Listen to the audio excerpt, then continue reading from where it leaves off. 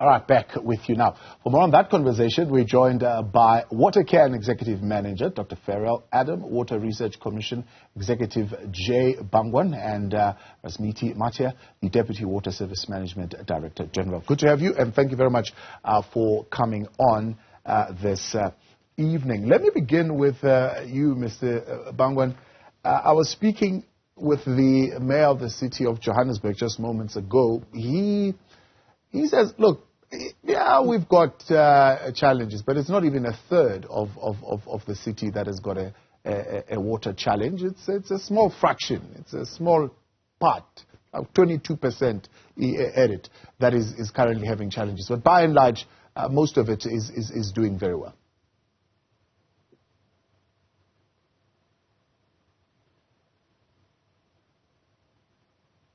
Mr. Bhagwan, can you hear me?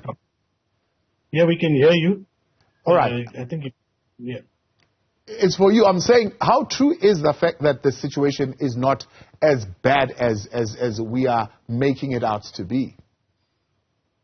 Well, look, you have to, understand from a spatial distribution how the city has grown and evolved, and, which parts of the city have new infrastructure and which parts of the city have older infrastructure.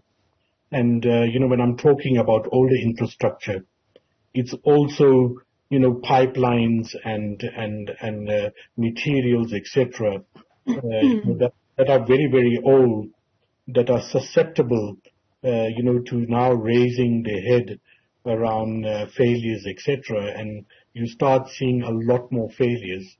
So, from our own research, places like in Johannesburg, around the SABC studio areas, etc. They are very old, Parktown are very old systems. And you start seeing these incidences of the network starting not to leak, but starting to fail, which is normal in any system. And of course, if you got to place that in the context of the high inequity we come from in this country.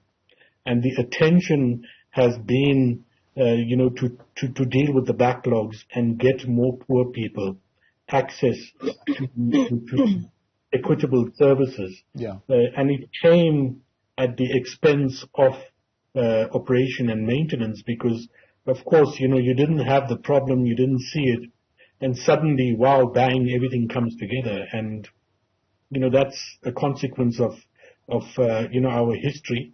Yeah. But it's also a consequence of something we should have planned for, earlier and put in place.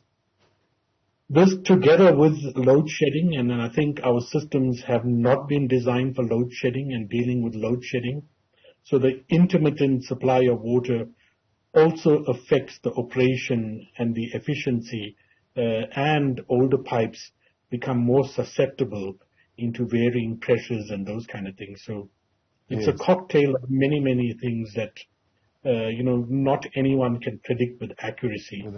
And it's not new only to us. Many places in the United States, etc., have the same faith, they're having the same discussion, and they're having the same challenges. Yes. Yeah. Dr. Adam, so, in that context, a cocktail of issues. One, yes, there could be some old infrastructure here and there that needs some attention. If you ask Rand Water, they would say 50% of the water is actually lost to these leaks. But the mayor also pointed to this fact that we've got to also understand that there's been a lot of development that has happened in the city. There have also been more people that have come into the city, which as a result, we are consuming above our allocated quota as per the license. And of course, a myriad of other issues that are intergovernmental as well in terms of the various arms of government and them doing their work. Could all these issues have been avoided with better leadership, better governance, and better planning? Absolutely. I think that some of those issues didn't just happen yesterday. We didn't get an influx of people over 1 month or 1 year. That has been happening over a decade. And so better planning, definitely, if we look at the last, 10 to 15 years, our Department of Water and Sanitation for a long time was quite strangle-held in a sense. And for the first time in a long time, we have good leadership there. I think that the minister is doing good work, but it's now dealing with things where it's almost at a tipping point. So that, you talk about the water use license. We need to ask the question, if we're going to try and fix the problems, is that when last was Rand Water's a license actually increased to deal with the influx of people in the city of Joburg? But then also, if we look at, Gauteng and the big metros in Gauteng as well, do we actually know which areas are using most of the water? Where's it going? And yes, you're right, leaks. I mean, that should be an easy fix, but it's not. And yes, Mr. Bhagwan has said it's historically old infrastructure, but also because we've left it so long, and coupled with all of that, let's add a little bit of spice to your cocktail, Thabo. It's corruption and mismanagement that has also led us down this path. Yeah, I want to come back to that and circle it to a statement that you mentioned around national actually taking over the infrastructure maintenance because of corruption in order to avoid that. But let's bring in Mr. Risimati. Talk to us about these issues that have been raised and why we've failed to, in time, address questions of aging infrastructure, questions of populations in the city rising, and a number of developments that are taking place. No, thanks, Thabo. One of the issues that I think is quite crucial to basically put out there, I think the three of us agree that when it comes to the issue of high influx of people into most of our metros, and in this case, we can talk Gauteng and Joburg to be specific. And we have just cited now on the issue of the old infrastructure. But what has been lacking, which we have picked up as a department, is that when you look at the spatial development framework, which should not only bring one aspect of planning, you need to bring housing as you bring roads and electricity, but at the same time, the water infrastructure services needs to be in place. And then in this case, Rand Water, as the bulk water supplier, also had to do proper upgrades in the infrastructure. And we must also put it out there that if you go back 10, 15 years ago, and you look at the rise in demand, and you look at the current infrastructure now, which Rand Water has put in place, specifically in terms of the demand, scientifically, the three of us could look at the numbers and we can confirm that already there is quite a lot of water that is put in the system, because your current demand now is sitting at around 4,300 megaliters a day, but Rand Water has already surpassed that number. They're talking about 5,200 megaliters a day to the three metros, and of which 77% goes to the three metros. Now, Jay spoke of the issue of leaks, old infrastructure, and all these issues. When you plan for high influx of people, you also have to integrate that your operation and maintenance must be aligned to the same, because when more people move into the area, the old infrastructure now gets overburdened with more demand, more upgrade, and so forth. So if these are not running in parallel, we are basically faced with what we are dealing with now at the moment. And we actually feel it much more when we have the heat wave, because the demands picks up higher. Yeah. We highly pressurize the system, and we end up experiencing a lot of leaks in the system because the infrastructure is quite old, and then the problem goes on, and then it results in loss of revenue for these municipalities. So it's actually more than one issue, but as the department, we have identified those issues, and hence you've had Dr. Adams indicating that the minister is in the forefront to try and address these issues and lead from the sector department and the department. So, for example, as in this instance with the kind of back and forth that we have been seeing between the minister and the mayor says, well, the mandate for national is bulk water supply. And he says you've been experiencing numerous challenges as far as that is concerned. So before you even come to the seat and tell us about our leaking pipes and what we need to do, fix your own house and your own incompetence and your agencies at that level and what you have not been able to do. You are telling us today that in terms of water, bulk water supply, you've been doing well.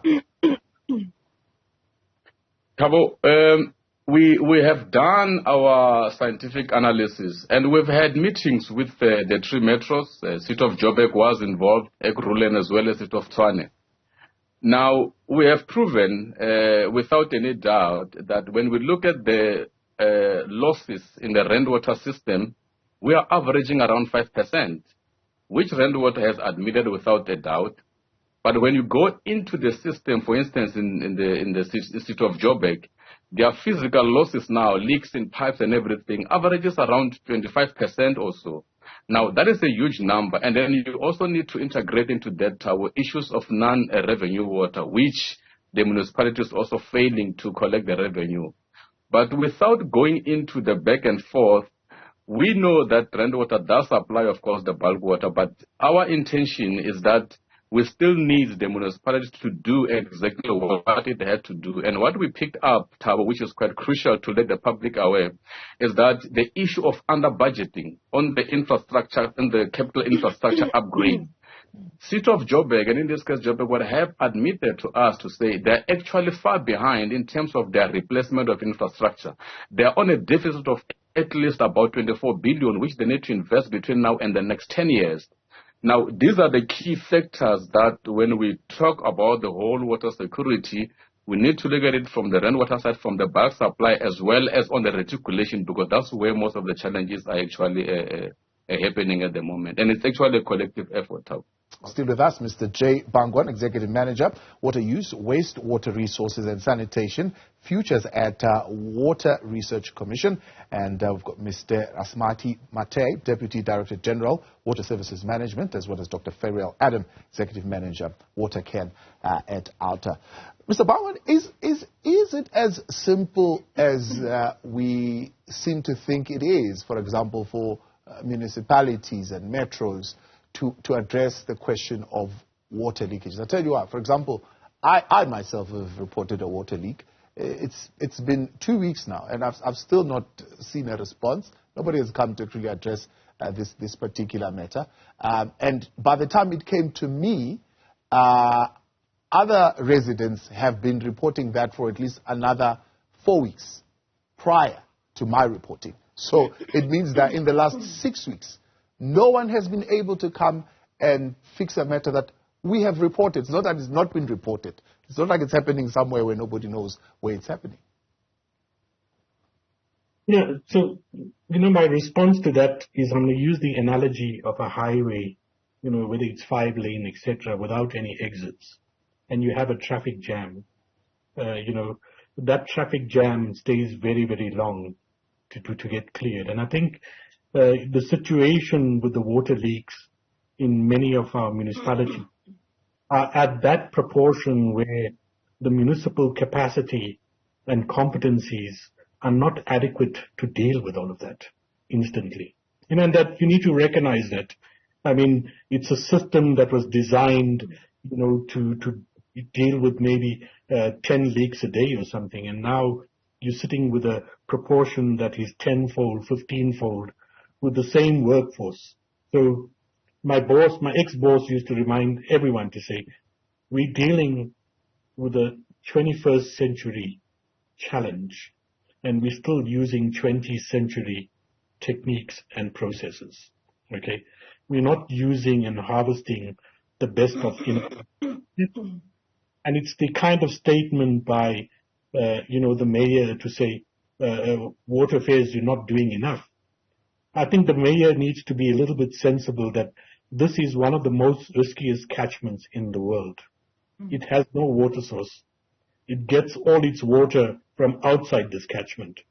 So you can't grow the city. The city has to have a limit to what it can grow and what water supply can be supplied in this area. The minister cannot bring 10,000 clouds and change the project. So you got to look at that, you got to forecast that, and I think water affairs have done this adequately. You know, the instruments they use to manage around allocations, around the restrictions, is very, very key, and it's very sensitive to this catchment. Yeah. Okay, and you just can't let rainwater expand and drain all the dams, and next minute they will be complaining, why did the minister drain all the dams? Yeah. You know, and create all these risks. So it needs to be seen in that holistic context, that the problem is that we have perverse behaviors right across the system. Yeah. Okay, if you had to take a satellite imagery today of which parts of the cities are green, then you know where the problem sits. Okay, where all the sprinklers are going. And it's not that, you know, we don't have water in our dams. We also have this very entitlement behavior, okay, that people don't recognize that we are, and the system, the cup is only so big. Yeah. Now, what rainwaters, etc., are facing, and the municipality, is that the infrastructure can only deliver so much water in a certain time. Yeah. Yeah. But the drawdowns at the moment in this part of the year is 5 times higher. And then you have load shedding that, you know, comes 3 times a day. So you're withdrawing 5 times more water from a reservoir, and you're only filling it up 2 times a day. So you're going to have this kind of operational challenges. And the issue is that this behavior change, this education, is not being imparted. I mean, I've seen many, many learned colleagues come on this thing and keep slamming, you know, government and you know, using all these things, etc. But the issue is that the historic entitlement behavior doesn't change. And if you go and you fly across this city, you will see where all the green lawns are at the moment. Okay, and you'll ask that this is what is driving the issue that we are trying to manage. Okay, especially when we have load shedding and we have all this stuff, people need to be sensible. Okay, and that's what, you know, I joked with my kids and I said, you know, there was a former president that talked about fire pools. He was a white, you know, and we castrated him badly. Yeah. Yeah, that's. But I'm saying, you know, it's time we all should have fire pools, you know, so that we reduce the demand on the system. I see Dr. Ferrial Jay shaking her head. No. God profusely there. No. Are we using, Mr. Bhagwan, Sorry, are we using the wrong instrument, therefore, when the mayor says, well, I mean, politicians will say whatever they need to say to make sure that residents believe that they're doing something. But he's saying, well, we're going to have to go and engage Rainwater so that they extend our license, because previously our license was for this quota. Now we have more people, and therefore they need to extend the license and give us more. Yeah, look, I think it's a combination of things. Sorry, Tabu. Sorry, Dr. Adam, I'm going to come to you. I'll give you a chance Okay. to weigh in. Mr. Bhagwan, you can? So, you know, it's not the issue that there is not enough water in dams. It's the discipline that we have created to ensure assurance over a 10-year period, because we go through 10-year cycles of drought. Okay, so the system is managed to ensure that we do not create the risk. That's why there's allocations. That's why there's limited releases, etc. You know, and you know, all municipalities and rainwater have to work within those equations that have been created.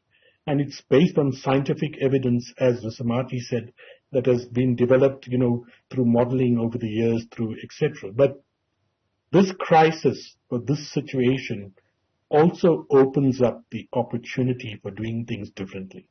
Okay, and that's why I say we sit with the 21st century.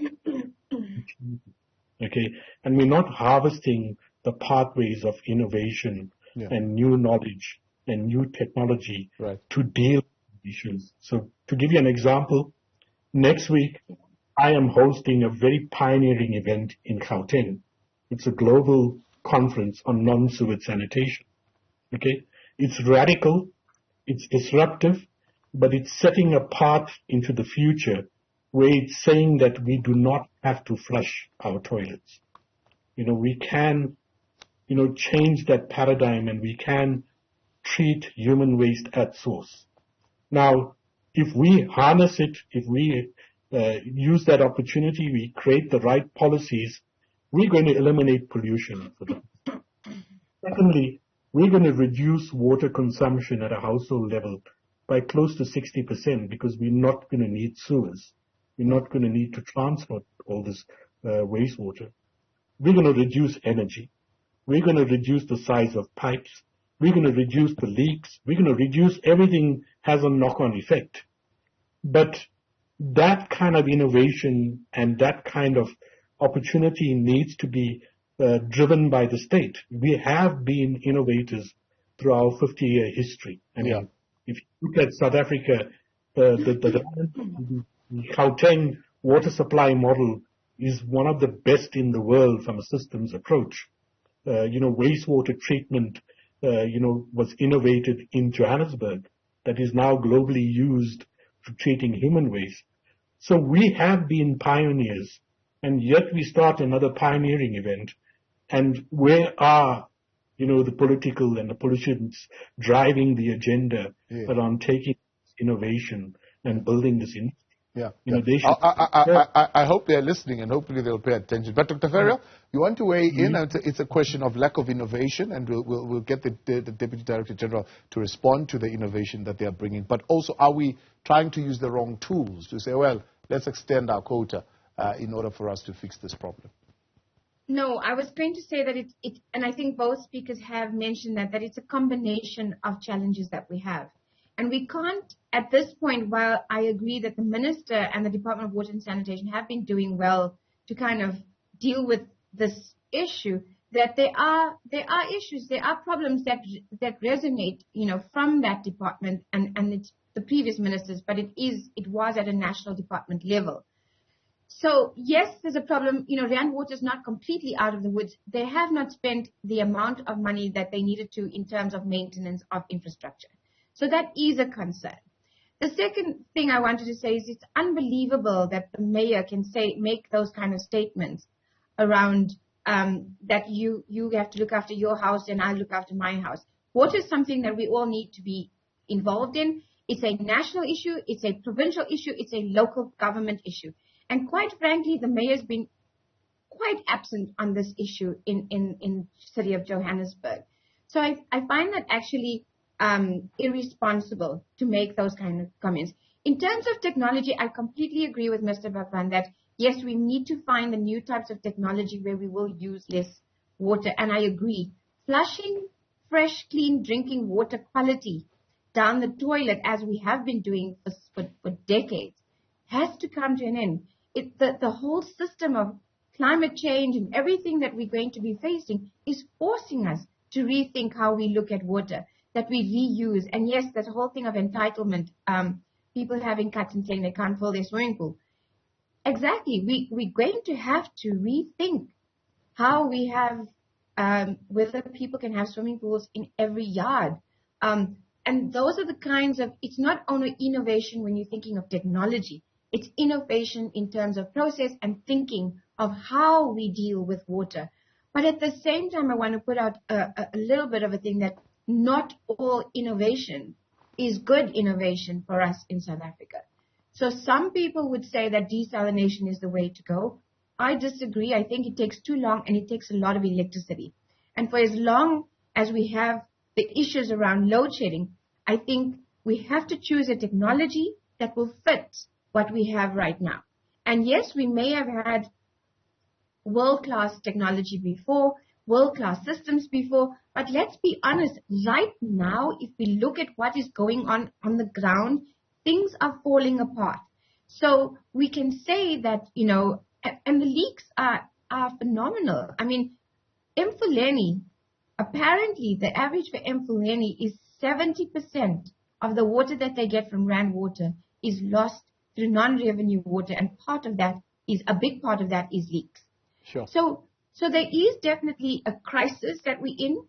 We have to acknowledge that, and all parties need to acknowledge we are in a crisis at the moment, and we cannot carry on as business as usual with our water. Risimati, I mean, being an engineer yourself, are we lacking innovation? What's going on? I don't think the country lacks innovation. There's quite a lot of technology that is out there, and some are just simple and standard in water engineering. And I think Jay would, coming from the Water Research Commission, which we work quite well with them from the department's point of view. But what I wanted to say is that one of the issues that came up when the minister had a meeting with the 3 metros was that when you talk the issue of water conservation, water demand, you bring the engineering aspects of issues like, for instance, you put your pressure management in the system so that you regulate the high pressures that you get at night. When the system is leaking in the state that we're at, you lose a lot of water even at night when people are not using water, so you're actually feeding the leaks. And scientifically, it's said that around 6% of the losses, that's what you expect at night. But in this case, where the system is highly bleeding, you lose a lot of water. And our view as a department is that the strategy of doing water conservation and water demand is quite crucial. There should be investment in pressure management technologies that are available out there. But the biggest change that we need is basically human behavior, which we are saying we need to look into it as the residents, that we report leaks. Our municipalities must take speed to ensure that those leaks are repaired. In terms of their budgeting for operation and maintenance, issues of skills that goes into that also have to come into play. But the one key issue that I think is very crucial for us to mention is that the department is actually doing quite a lot in terms of being a sector leader. You know, in the past, we have been publishing our blue and green drop report.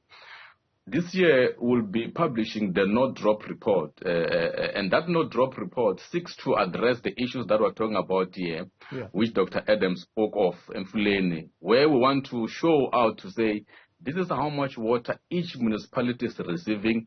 This is how much water each municipality is basically losing. And these are the areas of concern that we think they need to invest their resources on. So in terms of being the sector leader, there are areas where we feel municipalities can come in handy so that at least collectively we're able to address the issues we're dealing with before it gets way out of hand. Dr. Adam, believe you can be a sector leader even more by taking that function of taking care of infrastructure yourself at national, because municipalities, one, are just not cutting it, but also to avoid the question of corruption. Yeah. There is a way that we've been saying that, sorry. Yeah, sorry, Mr. Risimati, and then we'll come to you in a moment, Yeah. In terms of the function, we need to understand that we have, as a national government, a role that we play to set the norms and standards. We do all the regulations, but we do not in any way want to take away the function of cooperative governance and traditional affairs, which runs all the municipalities. So that function rests with them. We do have the water service authorities, which are municipalities that should transmit water to its residents. But what we are doing, which I think Jay will also get to know of this, is aware, is that we are working in a model to ensure that the water business, business in the country is run to self-fund itself. Water, as I always say, is not necessarily a social good. It's an economic good. So what the department is doing to try and address that is we are working in a model where we want to license out issues of water service authorities and water service providers, so that some functions where water service authorities as municipalities, when they are failing to perform a function, then the minister will have a right to step in and say that that license needs either, or that role must be given to the water service provider. In this case, it can be a water board that can bring that skill. It also opens a window for the private sector to step in. And this is some of the huge reforms which, once implemented in the country, it will have a positive spin-off so that at least we mitigate within the challenges we're dealing with now. So this is how interesting that you bring that up. The mayor just said moments ago they actually want to avoid this thing because they are seeing National more and more is bringing the private sector to come and solve these problems. And here in the city of Johannesburg in particular, they want the government of Johannesburg to be at the forefront more than just bringing in the private sector. Just mentioning that as a by the way. But Dr. Adam, you are saying that there is a model you think that can be followed of bringing national without causing too much intergovernmental dispute? Well, I think you're going to have the intergovernmental dispute, and that's because we're in a crisis, and so that must happen. I think that if the mayor of the city of Joburg can prove that actually our council's working, then we wouldn't mind having them do this. But right now, we don't think that they're working. So we need to look at how do we deal with this. There's also high levels of corruption, right? The fact that Hammanskraal is in the state that it is right now is, bottom line is corruption. Hundreds of millions of rand was lost, and we'll never see that money. People's lives were lost. So let's not talk about how well the government or governance has been happening at local government level. What we're saying is very much to what Mr. Mathye has said, but in addition, there's something called the urban settlement grant. And what happens there is Treasury, a municipality can apply for it. The Treasury then gives it to a municipality. And they must then use that settlement grant on water and sanitation and electricity and upgrades and infrastructure. But many municipalities are not using it. So what happens then is the National Department or Treasury takes it back. We're saying, don't give it to municipalities. Let's cut them out of this equation because it's increasing the mismanagement and corruption. Let's give it directly to the service providers. So let's give it directly to Rand Water to actually, because we know also that many municipalities have not paid their accounts to Rand Water. So Rand Water is operating, but they're not getting in the fees that they need. And in order to do the infrastructure management, they need that funding. Yeah. So we're saying Treasury should give it directly to a water provider or service provider like Rand Water or Eskom, for example, and take away the lack of payment from the municipalities, the corruption and the mismanagement that's happening, and let's get this sorted out. Mr. Bhagwan, 2 minutes left. Weigh in on that. Let's cut the municipalities, go straight to the service provider, deal with mismanagement and corruption. Yeah, look, I'm a person that don't like to disrupt the constitutional responsibilities that, we've set up for over the last 20 years, etc. It becomes more disruptive than dealing with poor governance and that. And I think picking up what Risimati said is that the department is working on some very radical and new approaches around trying to fix this. We call it professionalization of water services, okay, rather than using the word privatization because it frightens everyone. So the professionalization is about separating the water governance aspects that sits with the Water Service Authority constitutionally and the operational aspects that is the technical running of the systems to a service provider. And, creating a licensing regime where every municipality will have a licensed water service provider that is accredited and vetted by the Minister of Water Affairs. Okay. And it sets up a new regulatory system. It allows that professionalization. It allows separation of business and regulation, etc., etc. And this has been the kind of trend and norm in many, many countries that have gone through a similar cycle. And it's unfortunate that, our new democracy had to come this far, and it was a learning curve of, some failures and some successes. But like I said, these things open up opportunities to be innovative and creative. So watch the space as the department leads this kind of approach. And, it also offers a new job creation and enterprise development opportunity to get more enterprises involved in the delivery of services. So rather than just saying one private sector, there could be 10 or 15 young entrepreneurs that do different specialist services that service the municipality through a service provider arrangement. So it's an exciting approach. It's being done globally, etc. And we need to demonstrate and try it and move in that direction. And hopefully, in a few years, the dialogue would be very, very different. We won't be talking about leaks. We'll be talking about benchmarking and efficiency and all that other kind of nice stuff that people talk around performance of systems. Let's leave it there. Let me thank you all for coming on tonight and engaging us in this conversation. That was the Deputy Water Services Management Director General, Risimati Mathye, WaterCAN Executive Manager, Dr Ferrial Adam, and Water Research Commission Executive Jay Bhagwan.